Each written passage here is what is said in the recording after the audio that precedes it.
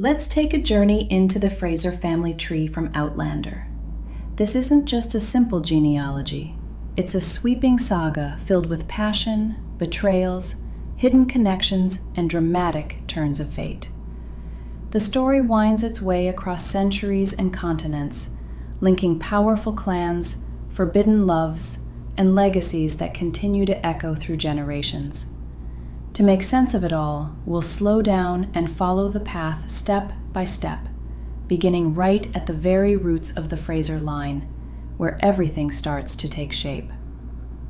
The story truly begins with Thomas Fraser of Beaufort, who took Sibylla MacLeod as his wife.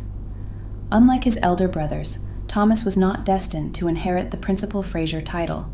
He was the fourth son of Hugh Fraser, the seventh Lord Lovat, and Isabel Wemyss, and so his descendants became identified with what came to be called the Beaufort branch of the family.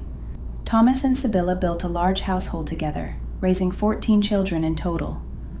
Sadly, the hardships of the age meant that 5 of them did not survive to adulthood.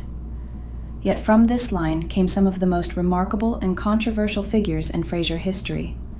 Chief among them was Simon Fraser of Lovat, remembered to this day by his infamous nickname, the Old Fox.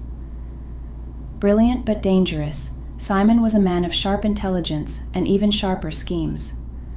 His reputation for cunning, ruthless ambition, and a talent for bending others to his will, particularly women, make him both feared and unforgettable within the annals of the Fraser legacy. From one of Simon Fraser's many affairs was born Brian Fraser, later nicknamed Black Brian. His mother, Dana Porter, worked as a maid at Castle Dooney, and because Brian was illegitimate, he was never formally recognized by his father. This lack of acknowledgement left its mark.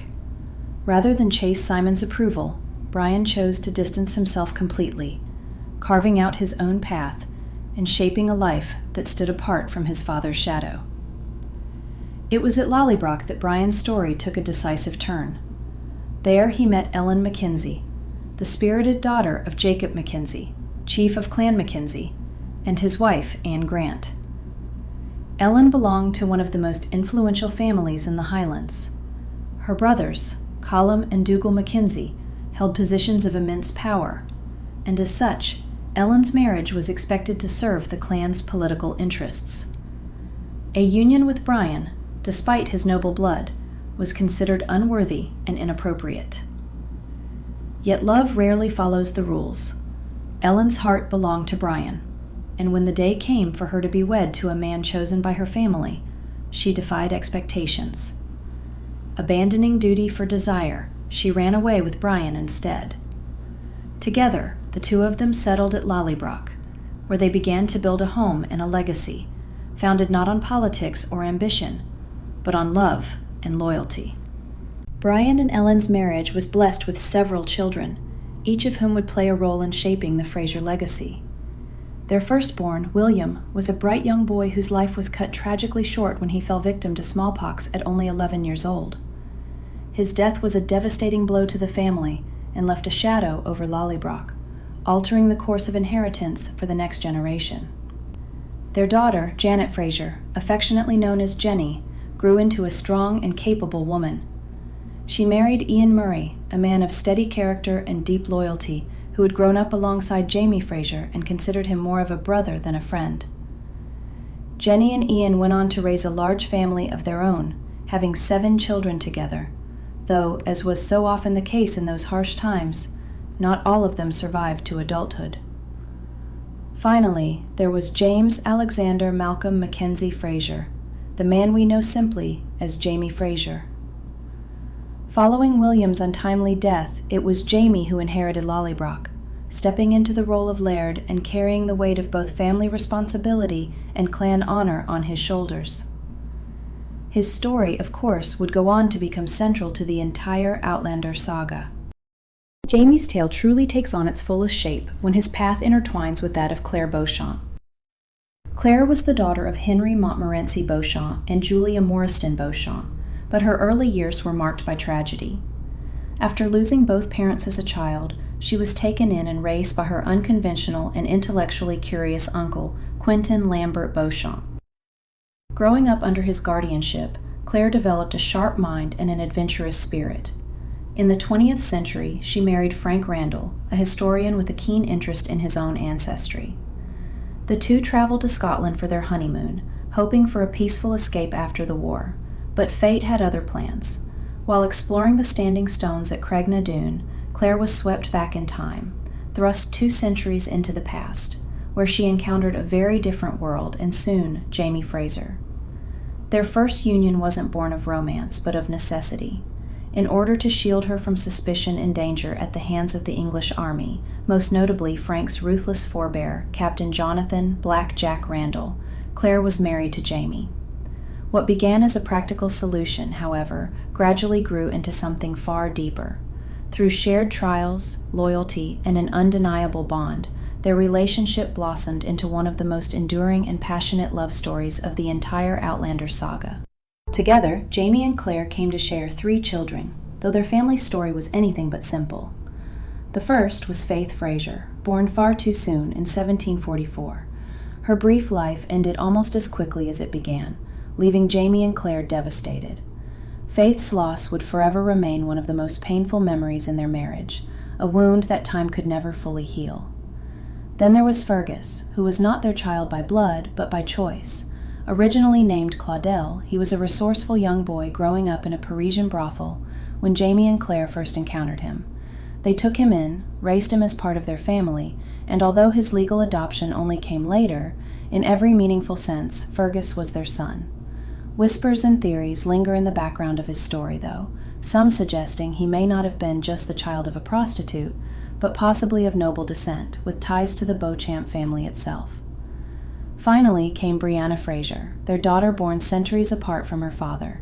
She entered the world in Boston in 1948, after Claire had returned to the 20th century, convinced that Jamie had perished at Culloden. Brianna was brought up by Claire and Frank Randall, who accepted her as his own and gave her the love and protection of a father, even though he knew the truth of her parentage. For Brianna, Frank was the only father she knew, until the day she would learn otherwise. When Brianna Fraser grew older, her journey took her back to Scotland in 1968, a trip that would forever change the course of her life. It was there that she crossed paths with Roger MacKenzie, a man whose own past carried as much sorrow and resilience as her own. Roger was the son of Jeremiah MacKenzie, a Royal Air Force pilot who was killed in combat in 1941, and Marjorie Wakefield, who tragically lost her life not long afterward during a bombing raid in London. Left without parents at a very young age, Roger was taken in by the compassionate Reverend Reginald Wakefield in Inverness, who raised him as though he were his own child. Despite coming from different times and worlds, Brianna and Roger's bond deepened quickly. Their love story was far from simple. They pursued one another across centuries, braving the dangers of time travel and enduring hardships that might have broken a lesser couple.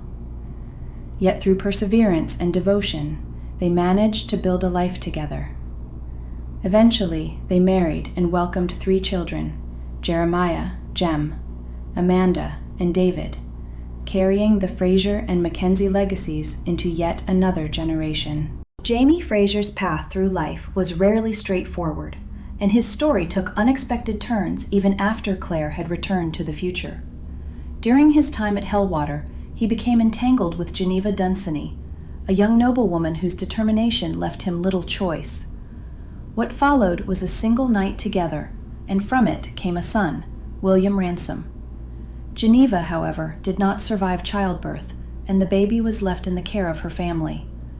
To protect William's true parentage, he was formally adopted by Lord John Grey and Geneva's sister, Isabel Dunsany, who raised the boy as their own. Some years later, Jamie entered into another marriage, this time with Leary MacKenzie. She was a widow with 2 daughters, Joan and Marcelly, both of whom Jamie accepted as part of his household. Marcelly, the elder, would later wed Fergus, Jamie's foster son, and together they went on to build a family of their own. Their children, Germaine, Joan, Félicité, and Henri, extended the Fraser line still further, ensuring that Jamie's legacy was carried on through yet another generation.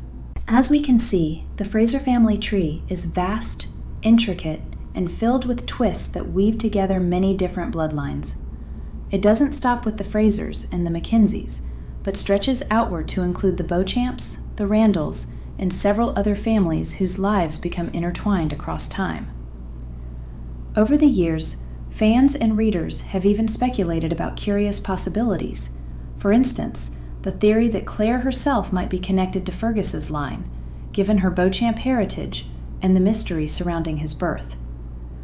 What remains undeniable, however, is that the Fraser legacy is more than just a record of names and dates. It's a sweeping tale of enduring love, fierce loyalty, heartbreaking loss, and sheer survival. A story that leaps across generations and centuries, made unforgettable through the epic world of Outlander.